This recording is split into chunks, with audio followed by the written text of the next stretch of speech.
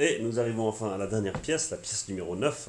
Donc là, ce qu'on nous demande, c'est de préparer le bulletin de livraison et la facture pour la société Serafar SA, qui est à l'avenue de la République 23, en France, à Annecy.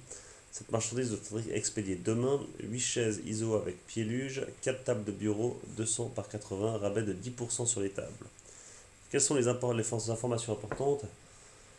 Donc là, c'est qu'on va devoir faire en bulletin de livraison et une facture que la société, c'est visiblement une nouvelle société, mais surtout, elle est localisée en France. Et localisée en France, ça veut dire que ça va être de l'export, donc sans TVA.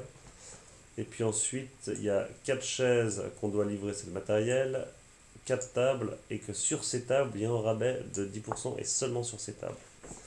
Donc, première chose à faire, c'est qu'on va aller créer le client. Donc, on se rend sur Crésus, on va dans la base de données client, on crée le nouveau client, donc c'est l'entreprise Serafar SA. Ensuite, l'adresse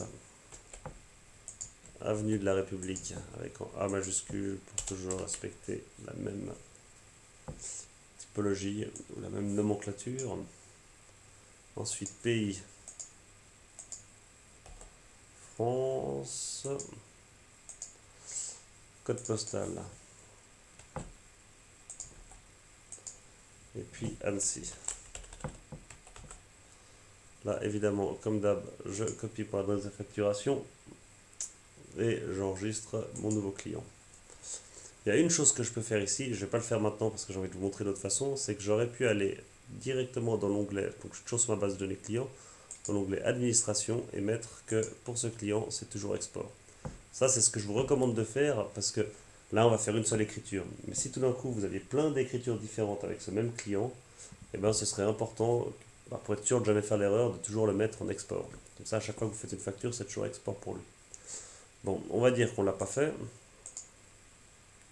Sauvegarde.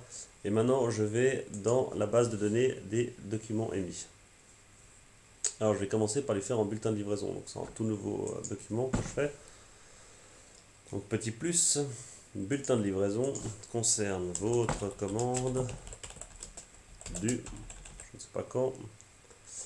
Ce que j'aimerais, c'est donner la date à laquelle ça va être effectué. C'est au plus tard demain. Donc, pour demain, le client F2 pour le retrouver. Ou si je ne fais pas F2, vous vous rappelez toujours, hein, c'est les petites flèches là. C'est Serafar. Ensuite, ici il n'y a rien de particulier. On va dans le détail. Ah, je me trompe. Rien de particulier, je vous ai dit. Alors qu'en fait, ce qu'il faut, c'est ici en bas, là. Il faut préciser que c'est en export. Si on avait choisi que le client était export, quoi qu'il arrive, eh ben, ça m'aurait d'office fait une facture export. Ensuite, je viens ici, dans détail, je rentre les différents articles. Donc c'était 8 chaises isoluge. Ok, il y en a 8. Et ensuite 4 tables de bureau.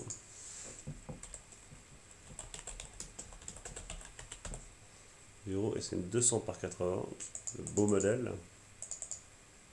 Il y en a 4.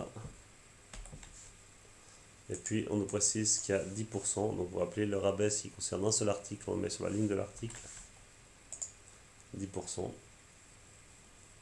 là-dessus. Et je valide. J'affiche ce document. Bulletin de livraison. Il n'y a pas la date à laquelle ça doit être effectué dessus. Il y a une chose que j'ai oublié de faire. Passe attentif.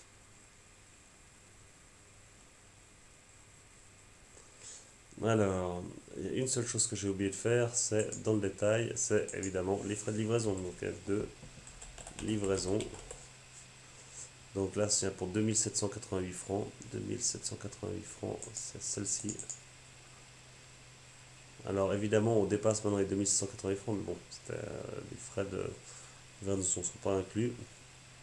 Bon, afficher ce document, corriger. Vous voyez, ça vaut vraiment la peine de toujours contrôler et d'imprimer ces documents. C'est pour l'entreprise là, c'est en bulletin de livraison. Il y a toutes les informations, c'est parfait, je l'imprime. Alors, ça concerne un bulletin de livraison. Vous voyez, je sélectionne livraison, c'est plus rapide. Enregistrer. Donc là, ça fait le bulletin de livraison. Maintenant, je dois encore faire la facture. Donc c'est une facture, paiement à 30 jours. On ne me donne pas de précision là-dessus, c'est juste qu'elle est en export. Les détails, j'ai tout ce qu'il me faut. Je mets afficher ce document. Donc là, on voit bien que c'est une facture.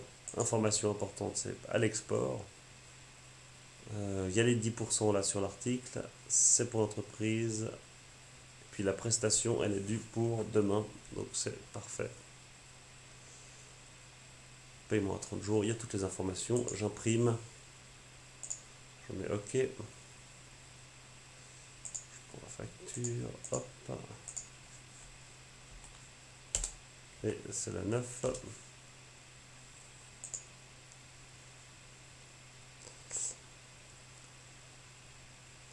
Et voilà, on a fini. Donc là, on a la facture pour Serafa. On a nos 7 documents. Donc nos 7 documents, ça ne représente pas toujours toutes nos pièces. Pourquoi? Parce qu'il y a certaines pièces, c'est pour l'imprimerie de verre, non pas pour l'imprimerie de verre, soit pour BKV. Il y avait d'abord une offre, puis ensuite c'était une confirmation de commande. Mais donc si ça c'était le cas, ça nous ferait bien nos 8 pièces. Et d'ailleurs, si je regarde, bah, je vais vous les envoyer parce que je ne sais pas comment les sortir. Ben, on a les 8 pièces, que je vais vous envoyer aussi. Donc voilà, je vous laisse faire vos exercices, regardez le corriger, et puis si vous avez des questions, ben, posez-les moi lors du prochain cours. Bonne fin de journée, au revoir.